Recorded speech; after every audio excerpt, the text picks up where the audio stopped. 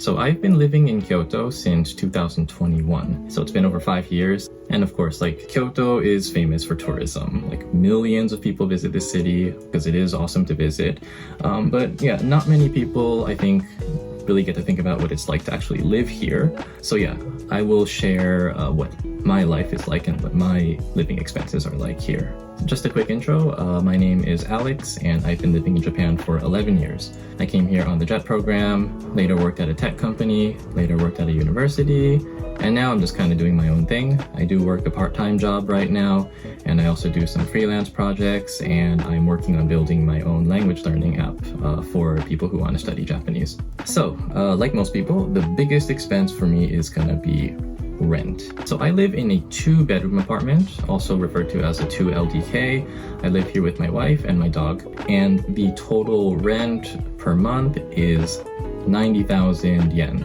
That is pretty cheap for an apartment of this size in Kyoto, although the area is quite a bit more out there. It's not central Kyoto, but it's a bit more out in the suburbs where there is just more families and stuff living and not that much in the way of entertainment. And it's also quite a long walk to the nearest station, anywhere between 15 to 20 minutes depending on how fast you walk, and that brings the rent down a bit. So I pay 50,000 yen per month, which is a little bit more than half, but I'm usually home a lot more since I work from home sometimes, and yeah, I use up more like electricity and utilities and stuff, so I think it's fair. And speaking of utilities, we've got electricity, gas, water, and internet. So utilities, of course, will vary a lot depending on the time of the year. So for electricity, during the months when the weather is a bit more comfortable, like in the spring and autumn, it's not too much. It could be generally between 2,000 to 3,000 yen per month. And then in the summer when it's stupidly hot, or in the winter when it's freezing, it goes up by quite a bit. It could even go over 10,000 yen per month sometimes. And one of the reasons for that, unfortunately, is because this apartment is a bit old, a bit flimsy. The insulation's not so good. So although the rent is cheap, we do have to have a hefty utility bill sometimes. When looking at like the annual cost of electricity, each month's average payment comes out to about 9,500 yen per month. And this we split evenly, so I pay about 4,750 yen per month. Gas is similar. It does depend on the season, but we do need to use it for like heating water and stuff. But on average, it costs about 5,500 yen per month. I pay half of that, which is 2,750 per month. Water also is dependent on the season, but our monthly payment is around 5,000 yen per month. I pay 2,500. And this is a little bit higher than average, I would say, because we use our bathtub a lot, because baths are awesome. And for internet, I pay around 4,700 yen per month. And for internet, yeah, I just pay the whole thing myself, because I'm home more often, I use the internet all day, I'm addicted to the internet, so I'll pay for the damn thing. I use Rakuten as my internet provider, but honestly, most providers will cost about the same. There might be some that are a little bit cheaper, but for the most part, there aren't major differences. For my phone, I also use Rakuten, not for any particular reason, but just because they had a really good sign-up campaign several years ago where I got a lot of months of usage for free. So yeah, their pricing tier just depends on how much data you use, but my bill usually comes out to about 2,000 per month. There are cheaper options though if you're not a heavy data user. Yeah, so that's it for the absolute necessities and living costs. For other expenses, so I do have to get haircuts occasionally, so I'm pretty lazy. I tend to just let my hair grow out like crazy for a couple months and then I just get it cut all at once. So I pay 3,500 yen for a proper haircut every 2 or 3 months or so. I don't know if this is normal or not, but maybe a more normal person might go get their haircut once a month. And you can get inexpensive cuts for 2,000 yen. This is a bit hard to calculate, but I'm just gonna say that my haircut bill comes to 2,000 yen per month. So for the dog, the monthly expenses are just dog food, visits to the vet, and just treats and toys and stuff like that. It's not pricey at all. She's a small dog. She doesn't eat a huge amount of food. We just buy like a 5-kilo bag of dog food at once, and it's quite cheap. Toys and treats are also inexpensive here. Like Japan does really great dog toys for pretty cheap. And vet visits are just an occasional thing. Like thankfully our dog is still pretty young and healthy, so we would only go to the vet like once every couple of months if something happens, or just to get like a vaccination. So dog related costs are around 2,000 yen per month. Groceries are also kind of hard to estimate, but I would say my costs are around 12,000 yen per month. I don't buy anything fancy.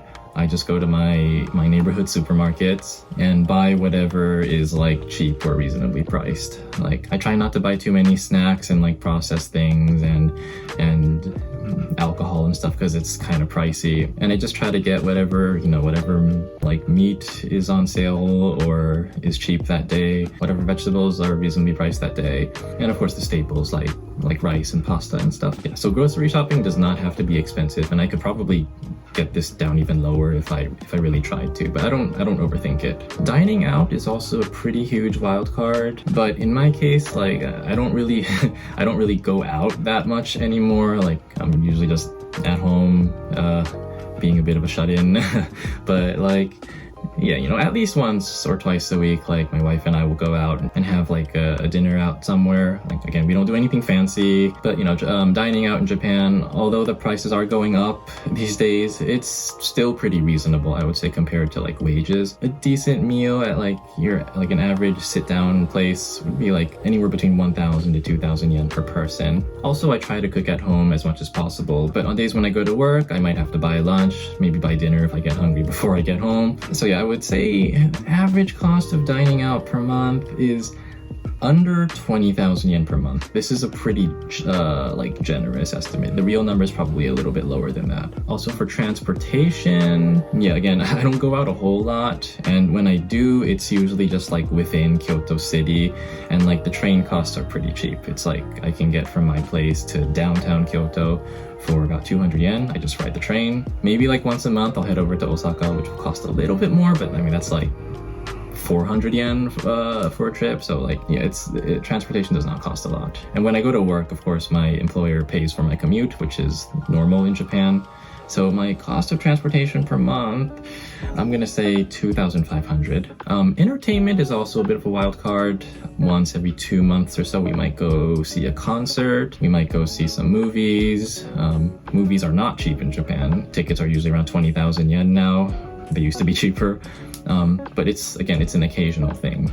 Same with like events and stuff. So I would average this out around 5,000 yen per month. For subscription services, we don't use too much. We just have Netflix, like the standard plan, which is around 1,500 yen per month. And also like Apple Music and iCloud, which I share with my wife. So that's maybe an extra, it's not that much. It's like an extra 500 yen per month. So total for subscriptions is 2,000. And then for medical costs, yeah, this one is also hard to predict, but because I'm in Japan, and not a certain other country, healthcare is very, very affordable here. So even if I'm just like slightly feeling sick or under the weather, I might just go ahead to see a doctor because why not? It's not going to cost me that much. I'm going to say this is around 1,500 per month.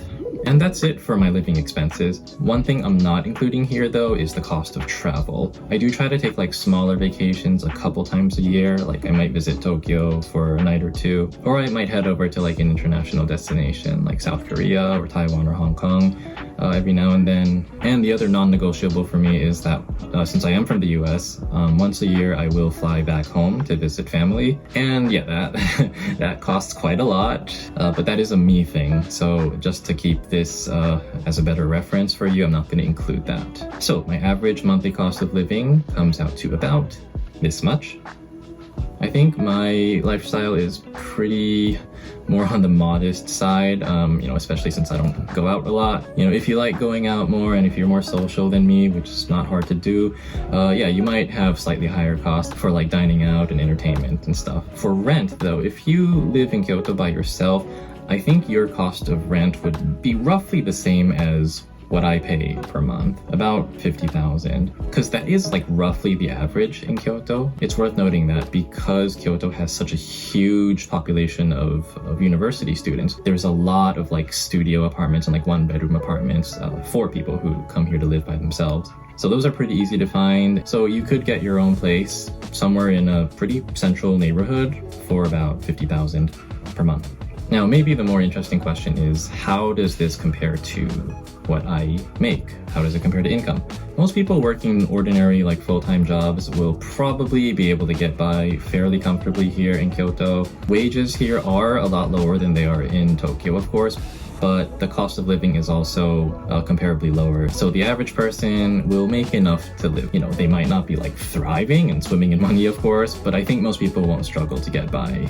If you're like a digital nomad and you make money in a currency that's stronger than the yen, and then you find a way to live in Kyoto, yeah, you'll be very well off, I think. My income right now is probably the lowest it's been since I came to Japan, and that's because I've stopped working full-time. Right now I work a part-time job that pays 1,500 yen an hour, and that's for around 20 hours a week, so I make this much per month. I also do some freelance writing projects, which brings in maybe around 25,000 per month. Again, nothing crazy. And then I spend the rest of my free time on my own projects, so like making these videos. I'm also trying to make it as like an indie developer, so I am working on a language learning app right now, using everything I've learned about studying Japanese for the past like my entire life. So my monthly income right now is about this much, which is like, yeah, it's enough for me to live. I'm not like thriving, not saving a whole lot right now. In fact, I'm probably just getting by barely, but I guess it is the price to pay for trying to do my own thing. So that is all. I hope it was a good reference for you, and I will make some more videos about like the cost of living in Japan. This is just one living situation, but over the past 11 years, I have lived in like a lot of different cities and a lot of different apartments, and those all had, you know, different costs, different lifestyles, so I might talk more about those in future videos. If there's anything else you want to hear me talk about, I am happy to do so. So just drop me a comment or message me if you'd like. Yeah, I think that's it. So thank you and see you next time.